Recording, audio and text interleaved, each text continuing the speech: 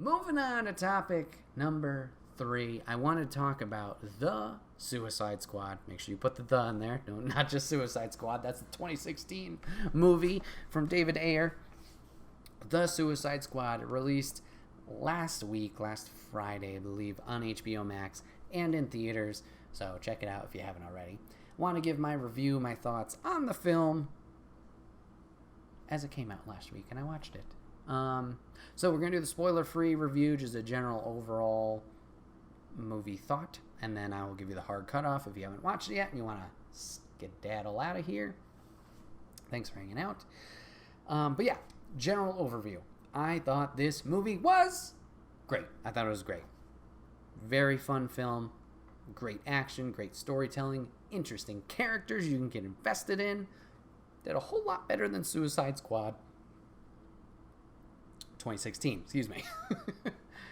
Very great movie. If you're a DC fan, absolutely go watch it. If you just want a good, stupid action movie, I definitely would recommend that as well. I don't feel like you need to go into this movie knowing the characters. I think they do a good job of explaining who everyone is and their roles as you watch it. It is rated R, very violent, so be a heads up there. If you don't like blood gore stuff, maybe it's not your take. Totally fine, but a good movie. Great movie. A lot of fun. I enjoyed it. I'd recommend you go watch it. Now we're going to the spoiler stuff. So we're talking everything in the movie. I'm not doing a general overlay or anything like that. Just talking freely about what happened in the film, what I thought about it. So if you haven't watched it, like I said, this is your hard exit.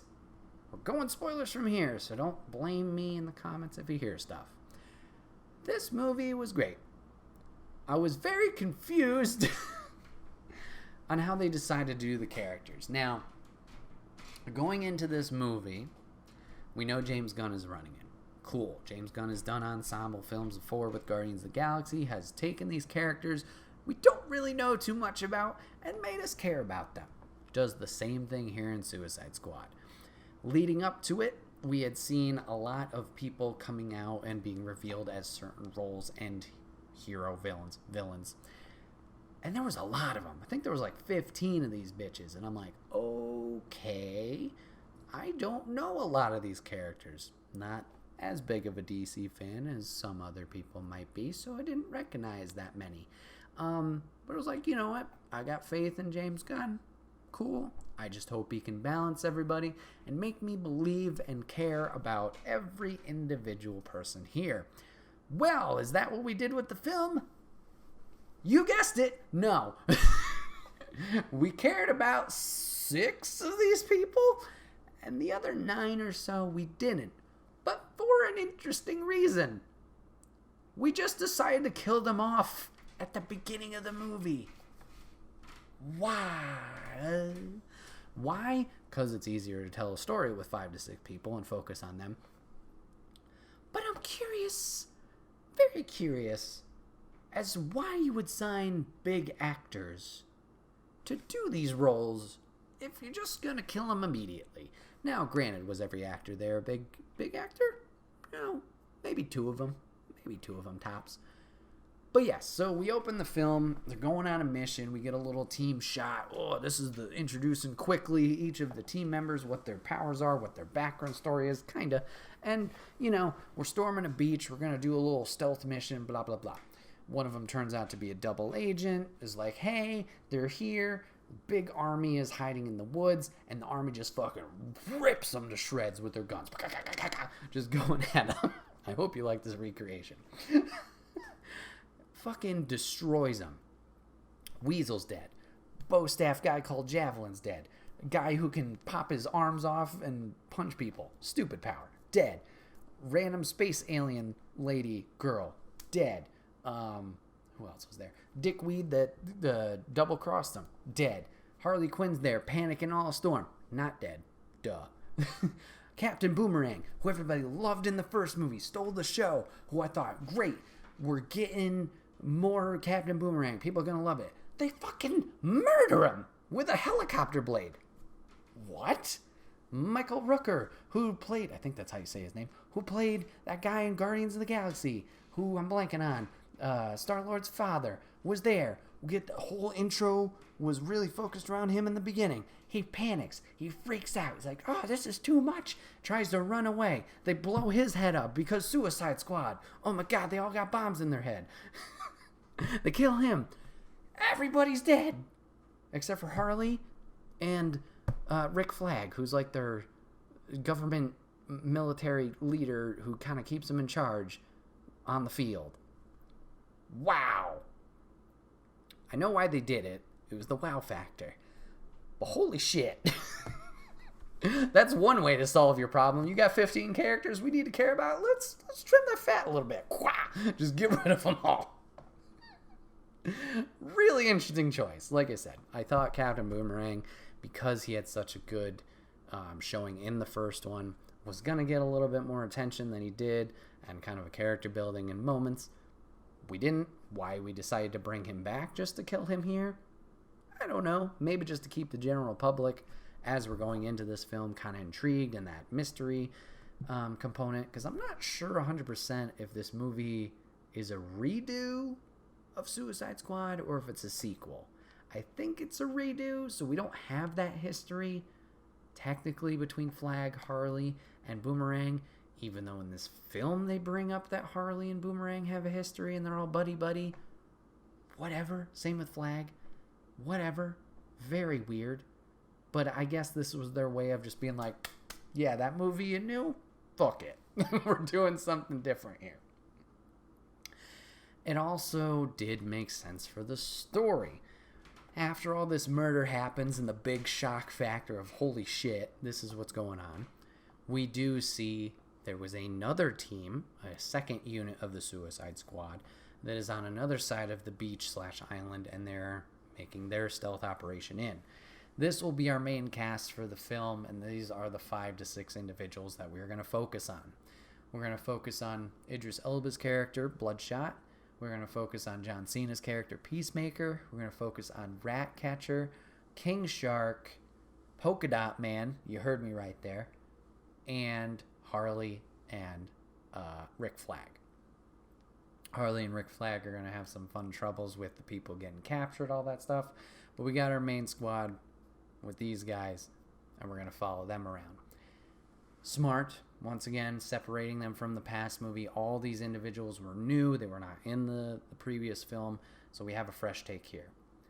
And they did their job well. By the end of this film, you really do care about all of these individuals, whether it's from past experience with obviously Harley and Flag, or it's the new people.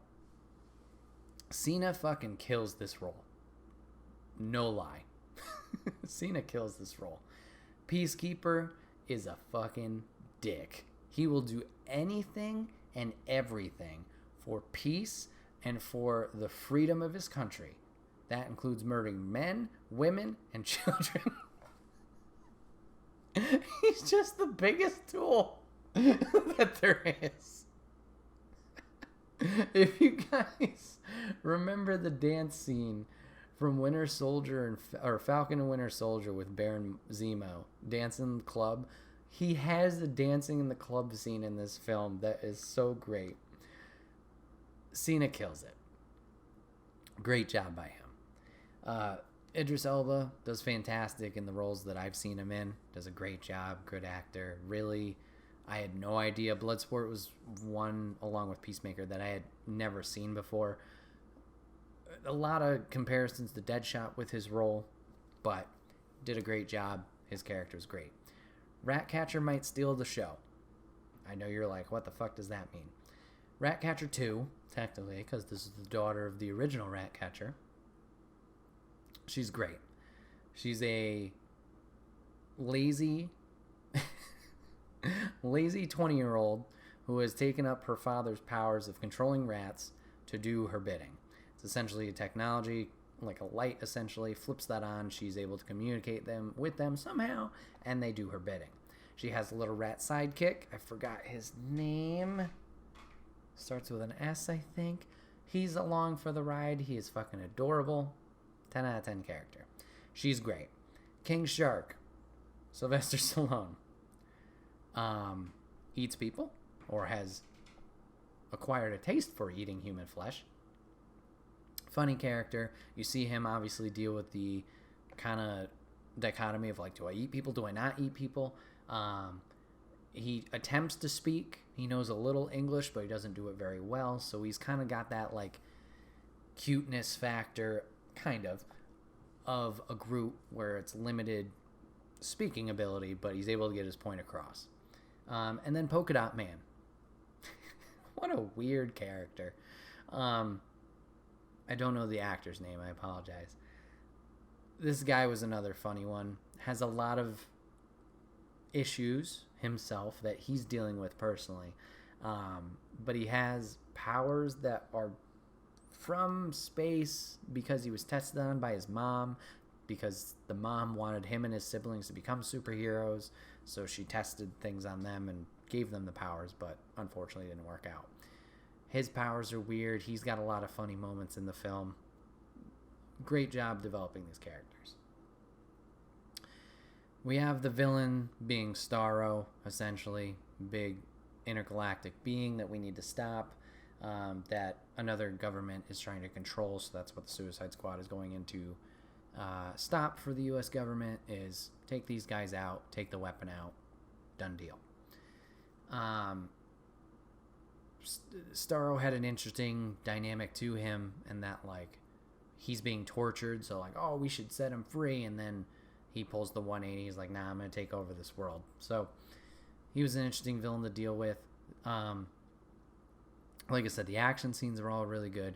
How they dived into each of the characters was really good, and giving them their stories. Polka Dot Man is Abner Krill, played by David Dastmalchian. Thank you, Papa Griff. Some of you guys might know him also. He was in Ant-Man. He was one of Paul Rudd's like sidekick lackeys. He was the Russian guy for their heists. But does a really good actor. Does a really great job in his role. Yeah, movie was fun overall. Fun overall, which is the important thing with this. They gave each of the characters, their story, their backstory, their motivations, and kind of like help you be invested in them. And then also building the team, showing their chemistry there. Ratcatcher and Bloodshot. Bloodshot apparently is scared of rats. So the whole time, Ratcatcher and her little friend, I think his name was Sebastian, I think that's what his name was, try and like peace offer to Bloodsport the entire time. Offers a little snack here and there,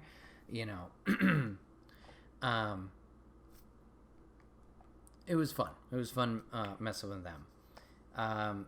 Like I said, Peacekeeper John Cena, I think personally stole the show. He's already getting an HBO series for the character, and we'll kind of get a tease for that at the end of the movie.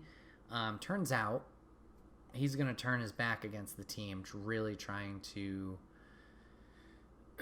get certain information and intel for Amanda Waller, who runs the Suicide Squad, is in charge of them. I'd mentioned Starro. It turns out the U.S. government was involved in using Starro as a weapon, or like weaponizing him. So Amanda Waller's job or role was to essentially take the drive with that info and get rid of it. Suicide Squad realizes this drive is bad, and they decide they're going to put the info out there. Peacekeeper says nah and attempts to stop them, so there's the fight between them. So he does turn eventually, but good stuff. So Baba Griffin chat asks, so he hasn't watched either flick, but why Harley and only Harley in both? So Harley is one of the characters who's been in both. I think in total there are 4 characters that reprise their roles from Suicide Squad 2016, the David Ayer movie. Harley Quinn is one. Amanda Waller, who's played by... Who's played by blank. Whoopsie. I think her Violetta, something. Anyways, she reprises her role as the lead for Suicide Squad. Rick Flag reprises his role. comes back, who Viola Davis. Thank you. She does fantastic. Rick Flag makes his return as Rick Flag makes his return as Rick Flag. He comes back as the government, or not the government, the military man that's working with Suicide Squad to kind of keep them in line on the field. And Captain Boomerang makes his return, but as we talked about before, meets his early demise and gets killed. So we'll put it with 3. So why did they make a comeback? Good question. I'm going to assume maybe it's a movie deal thing with especially Viola Davis and whoever plays Rick Flag's character. It could have been just a movie deal of like, we signed you guys on for 2 or multiple. Viola Davis does a fantastic job in her role. So great to see her back.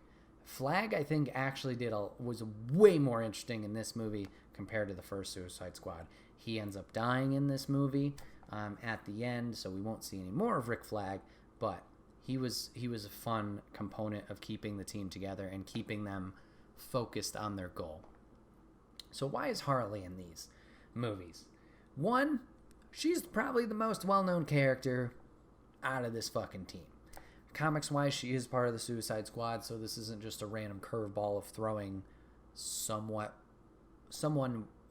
a little bit more well-known into a team to kind of build them. She's been part of the Suicide Squad in the comics, so that makes sense. That adds up. So she's there popularity-wise, recognition-wise, I would say. And once again, could have been a movie deal with Margot Robbie that they signed her on for more. This was their way of doing it. Papa Griff also asked, so what happens to the rest of the squad from movie 1? So, like I said, I think this movie's a reboot, so I don't think there's essentially hard tie-ins to the first one and the events of the first one, but I will go over that for you guys. It is weird, once again, that they kind of bring up the ties of, like, friendship and, like, a bond between Rick Flag, between Harley Quinn, and between Captain Boomerang. It's all in the beginning of the film. It's just like, oh, hey, good to see you again. Because after their missions are done, they're sent to their prison cells or their prisons that they took them from, wherever they are. The reason they do these tasks is if they succeed, they get time off their sentence. If they don't succeed, they're killed. Either via the bomb in their head or afterwards. So the rest of the squad from the first movie. Will Smith was in the first movie. He was Deadshot. So we had Deadshot, Harley Quinn. We had Rick Flag. We had Captain Boomerang. We had... Enchantress was the villain, so I'm not going to count her. Oh, boy. Who else do we have? We had... Let me pull this up instead of just picking from my brain here. There were some other characters that weren't super interesting. Let's see. Suicide Squad. Where's the Wikipedia? Thank you. Cast. Alright. So Deadshot was Will Smith. We had Jared Leto as the Joker, who was just a character not in the squad. He was there. Harley Quinn, Margot Robbie. We had Rick Flag. The Captain Boomerang I talked about. We had El Diablo. We had Killer Croc, I thought so. We had Enchantress, who was the villain.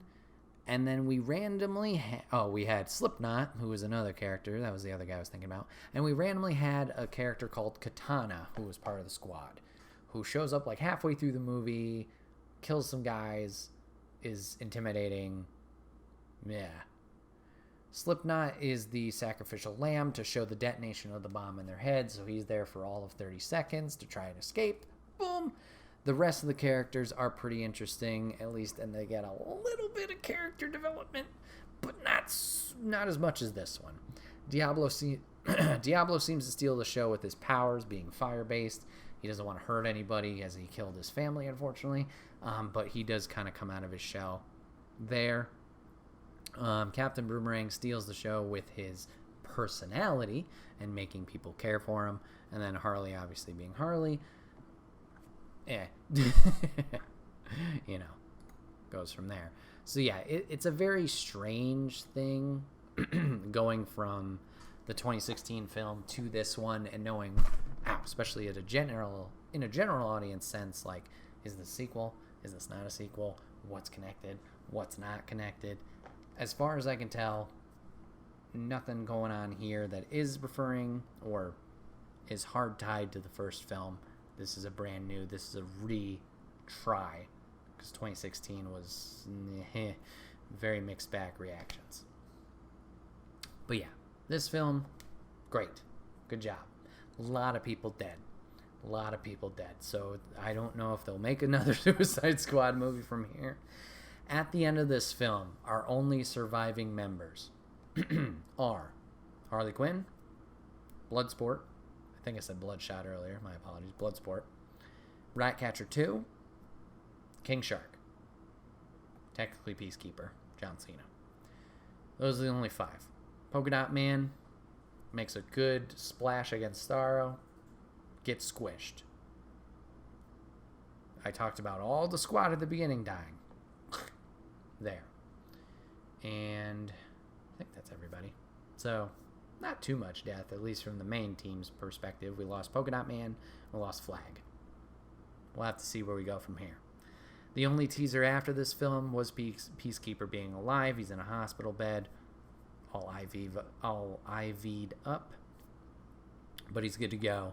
So we can assume that his HBO show won't be prequel series explaining more about the character. It will continue from here and his adventures. So excited for that, because it was a fun character.